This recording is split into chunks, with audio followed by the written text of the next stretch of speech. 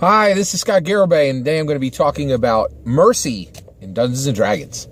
All right, so I've been watching through The Lord of the Rings with my junior high daughter, and she came and said, hey, I'd really like to watch these, to watch the Lord of the Rings movies, which was just, a blessing from heaven. I was so happy because one of the things is I've learned as a parent, if you want your kids to love something, don't say, this is an awesome thing and I'm going to experiencing it with you and I'm going to share it with you.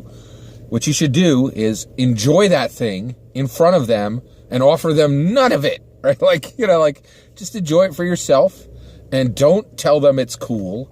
Just show them with your action and your interest and your love of that thing and keep it from them. If you want kids to want something, keep it from them, right? It's the best thing you can do to get kids into your thing. And every parent in the world is like, oh, I'm going to buy my kids the Dungeon, the PHP, the MMG, and the Monster Manual, and that's going to work out great. No. You buy yours, you use it like heck, you love it, you read it, and you show them that you're having fun when you read it and when you play it. You don't hide your experience of it from them, but you don't give it to them. Anything you want kids to have, you got to keep it from them. All right, so I was really, really happy when my junior high daughter said, hey, let's watch the Lord of the Rings movies. We watched through the first one. It was amazing. Just last night, we watched through Two Towers. It was so beautiful. Such a beautiful story. Peter Jackson did just such a tremendous job with those films. And it was just such a wonderful night, just watching that movie with my junior high daughter and her best friend. She came over, we ordered pizza, made a really special night. It was really cool. It was a nice, parent-child event, and one of their friends. And that's another thing is, like, my daughter, she's very social, so we included one of her friends, because for some of my other kids, it would have been really special if it just been me and them. But Tala, my daughter is just my youngest daughter is so social that, it really meant a lot to her to have another friend there. So that's the way we did it. So it was a really, really special event. And so we watched it. Everybody was blown away. I was amazed that this movie kept the attention, which is almost 3 hours long, kept the attention of these Generation Z type people. And as well as it did, it was staggering. It was such a great night, right? But one of the themes I saw in Two Towers, especially the film shows it very clearly, is mercy. There's this theme of mercy throughout this film, primarily with two characters, and it's just seen so clearly. So mercy that is shown from Frodo to Gollum, right? And Frodo, fighting with Sam and saying, you need to be more merciful. You need to show more kindness to Gollum. And Sam going, this guy doesn't deserve mercy or kindness. He's going to cut our throats the first chance he gets. And, not trusting him and yanking, the elven rope on his neck, being really cruel to Gollum. And Frodo's like, no, we need to give him mercy, right? And then Aragorn showing mercy to Grima Wormtongue. So when you go to the Riders of Rohan, and the king of Rohan is freed from the grip of Saruman, and then Grima is cast out, literally thrown down a flight of stairs, right? And the king of Rohan, picks up his sword and goes to kill Grima Wormtongue, but Aragorn holds him back and says, no, show him mercy. It's enough blood. Right? It's enough bloodshed, right? We're the good guys. We're going to show mercy, right? So this beautiful piece of fiction, The Two Towers, by one of the greatest masters of fantasy that's ever lived, J.R.R. Tolkien. Basically, we have this situation where we see this, right? And we see this situation, and we're seeing two themes of mercy, like this really distinct mercy that's given to these people, right? Grima and Gollum. And I was thinking like, we really don't use this as a theme. You don't see this as a theme in Dungeons and Dragons, and we should use it more. And so, seeing this last night, I am presenting a small, an adventure sketch. You may use it if you wish, but it just popped into my head full form because I was just so blown away by what I saw in Two Towers and the theme of mercy. So I call this the Drowned Village, all right? So basically, your party, your player characters, your Dungeons and Dragons player characters, are coming along a path, right? And suddenly, this gush of water, it's like 20 or 30 feet of water, just flows out in front of them, down into this valley next to them, right? And they're looking at all this water, and they come over and they just see like cut belts and pieces of wood and baskets in the water, right? And they're like, wow, that's weird. And there's so much water that it's forming like a creek, a small creek is being formed, right? And they're just walking along to their next destination, right? And what happens is they come over, and finally they see the first of them. They see a body in the water, and they go over, and it's a villager, and they're wearing like kind of a just hard scrabble farmer's dress. And then they see that there's all kinds of people, everybody and every single member of this village, which is all farmers, right? Is an agrarian type village. And of all genders, all ages, you see their bodies just kind of floating down the stream. They see about a dozen of them, right? And they, and they're like, "Wow, what happened?" So they should go over, and of course they can go on their way and not interact with this in any way. That's always the prerogative of the player characters. You don't want to railroad them. If they decide to bypass this adventure, that's fine. It's just an adventure you have in your quiver. It's just one arrow in your quiver of adventures. I always come to the table with 2 or 3 adventures ready, so that I don't need to railroad, and the story can go in any different way that the player characters want. It's really important to me that I never railroad. I'm really, really against railroading.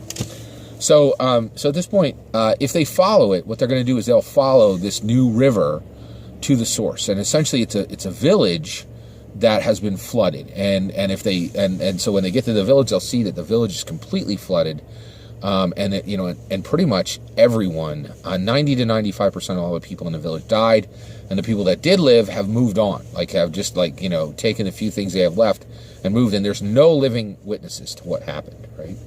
And if the player characters go further to determine why the village was flooded, they'll find the source of this dam, and they'll see that there's evidence that someone cut the ropes, specifically cut the ropes with what looks like an incredibly sharp sword, and allowed this dam to break and flood this village, right? They also will find in their investigations 3 treasure chests, right? And now I'll tell you, and these treasure chests are all open, right? Completely open, and they're emptied, right? Now, here's what they're going to find. So one, they're going to find 2 scrolls, right? And a map, right? So they'll find 2 scrolls and a map, and the scrolls will, the magical scrolls, you can match it to whatever level your characters are at, but they should be of significant value, right? They should either be directly valuable to the wizard, or they should be able to be sold for gold at the next town that deals in magical items. And so your players are going to get an advantage just for following up on the mystery. There's some values. There's just a few items that came out of these 3 chests, right? And that were not scrabbled up by the people who took all of the gold in these 3, what are clearly treasure chests, right? So there were 3 treasure chests in the village, and they're all empty, right? And the only thing that survived was this one map and these 2 scrolls, and they were in these wax-sealed cylinders, right? And that's why they were just floating right on the top, and the player characters just pick them right out of the water, right? So when you're gonna reward your player characters for actually following up on this adventure, which is great. That's what the player characters should do. We're excited about that, right? So that's going along well, and then what happens is also if they research and they go to other villages around, they'll find out that this village was agrarian, right? But it had somebody who was a fighter, somebody who had left the agrarian life, right? A group of adventurers that traveled through that village about 10-15 years ago, and one of the young sons who was bound to be a farmer had said to his parents, "Hey, I want to leave, and I want to go with these adventures. I want to try to make my life as an adventurer."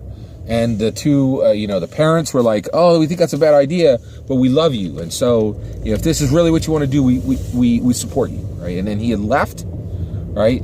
And he had done a really good job of becoming a fighter, and he was sending back half to 2/3 of everything he got, he would send back to this village and say, make your lives better. And the villagers didn't even know what to do with it, right? Because they were just like, they didn't really understand what, how to use gold coins, or like, not well. And they were still debating amongst themselves, like 15 years after this person had left. He was still sending back this gold. And so they had these 3 treasure chests just filled with treasure he had sent them, right? And they're still living like farmers, right? And one of the things they had done is they had opened up a few new fields, and they were growing more robust crops, right? And crops that were worth more. And so they had upped their agrarian quality, but they really hadn't even scratched the surface of what he had sent back, right? Because the villagers were like, this is going to change our way of life, and we're not sure we really want that change, right? So basically the people who drowned the entire village, right? So I wanted to say one more thing about, so I want to lay a clue, right? So basically this entire village was drowned so that these 3 chests could be stolen, right? And it was stolen by another adventuring group, disconnected from the first, who had found out about the chests, right? And came, instead of going and taking them, they just drowned the whole village and picked the chests out of the water, right? And then, and took all the loot, right? Now, the clue that will help your player characters find who did this dastardly deed is one of the chests at the top has an engraved part of it that is a symbol of a rose, and then the chains that would hold this symbol on a necklace, right? So it's engraved in the top, on the inside cover of this one treasure chest, is this engraved holding portion for this rose symbol, this rose symbol that's on a necklace, right? And so basically, the place where this necklace would go was actually carved into the treasure chest at the top. So the player characters know exactly what this necklace looks like, right? Because it's carved into the top, right? So if they investigate and they try to find the adventurers, what they're going to find is that one of the adventurers, who was the rogue, right? He was the one who actually... So the rogue was... He was the one who actually... the rogue of the drowning group, the adventurers that drowned the village, right? And then stole all the treasure, right? Essentially the rogue, basically they got all the gold, they split it amongst the party, and the rogue just lost it. Like, he was the one who actually cut the bonds and drowned this group, and actually, he saw some of the bodies and he thought he was going to be okay with this, but the reality is, even though he was the one who convinced his group to do this, and the rest of the group went along happily, right? He kind of loses it after they get all this gold, and just starts to drown his sorrow in ale, right? And so he's stopping at all these. He's just traveling from tavern to tavern, drinking himself dry, right? And then moving on to the next tavern, right? And he still has gold, right? But he's literally drowning his sorrows in ale, ironically, and he really regrets what he did, right? But if the player characters go to search with him, one, if you want to, you can have them come across the 3 people who took the money and then broke off from this other one because he couldn't get over his depression over this horrible thing he had done, right? And then, so they can have combat with the drowning group, the 3 people who are not the rogue, right? And they can either kill them or die from, in that combat, either one, right? But even if they beat them in combat, they will tell them, well, we went along with the plan and we profited from the plan, but the plan was really the rogue's idea, and we had to split off from the rogue because he became so depressed from this action, right? If they go and find this rogue, they will find him 2 or 3 towns away at a tavern, drinking, and he'll be wearing the necklace, so they'll know it's him, right? And basically, at that point, they'll have seen literally like 50 to 75 bodies that were drowned by this guy. And so when they come across him, your player characters, this guy's drunk. The reality is they're gonna have 4 or 5 player characters. They should easily be able to kill him, right, if they want to. But the reality is, this is the mercy part, right? There's not going to be a Frodo saying, be merciful, right? But you are going to give them an opportunity. But he is, if they discuss with him, he's going to say, I'm so sorry. I shouldn't have done this. I regret my actions, right? And he will even say, hey, I'll give you back the gold, right? He is very, regretful, right? And so your player characters will then be given an opportunity to show mercy to someone who clearly deserves to die, right? In my opinion, that person deserves to die for drowning all those people and taking their gold, right? That person in my opinion, that person would deserve within the game structure. It would be okay for them to die, I think, right? That's my take. Now it's because it's an adventure. You can go any way you want. Like you can determine what the right answer is for your table, right? Or actually, the best thing is your player character is going to determine, right? But at this point, they will have the chance to take this person, put him into custody at the next town that has any type of brig. They can they can kill him, which they can show mercy or they can not show mercy and kill the person, right? But they're going to have this choice, right? And so then once they've done that, once they choose that, right? The sister then 2 or 3 sessions after that, maybe, depending on how long your sessions run, maybe 5 sessions after that, the sister of that rogue will come, and that sister will be investigating where her brother, the rogue, is. And this sister is a very successful merchant. And if the player characters gave mercy to that rogue, right, she'll come and if they released the rogue and say, we're going to give you mercy, but we're going to take all the gold, right? And we're going to go back there and see if we can build a new town, whatever they decided, right? She'll come and she'll say, hey, my brother is restored to me, and our house has him back, and he's at home now, but I came out to thank you for showing mercy to him, and he's a restored person, right? And he won't even be there. The brother won't be there. And she says, I want to thank you for being kind and showing mercy. And she will gift them, very generously gift them gold, magical items, right, for the mercy they showed. Or if they killed her brother, then she will send 2 tactical adventure groups who are specifically there to kill those PCs for the wrath that they showed her brother, right? And so that is my adventure, the Drowning Village, right? And it is specifically coming from J.R.R. Tolkien's mercy theme in The Two Towers. So I absolutely loved that movie. It just touched my heart. And since I watched it last night, I wrote this in my head, right? So I know it's, I'm just kind of putting it out here as a dice, but use The Drowning Village. I think it's a great way. We really should have more adventures where mercy is a theme. And everybody complains about murder hobos, but how many people are writing adventures that feature mercy, the opportunity for mercy as a theme, and reward mercy when player characters choose that. So that's my idea. And hey, as always, I appreciate everybody who watches these videos. I really appreciate. I've been just so blessed. My videos recently have just been raining down all these awesome comments, and I really appreciate so much everybody out there, all the viewers who are giving all this great feedback. And I also just want to let you know, if there's ever a time where you drop a super cool, awesome 4-paragraph long comment and I don't get right back to you, it's only because I got 4 kids and a lot going on. I'm blessed to have a lot of friends, and there's just a lot going on at the moment. I always want to, kind of interact with you guys.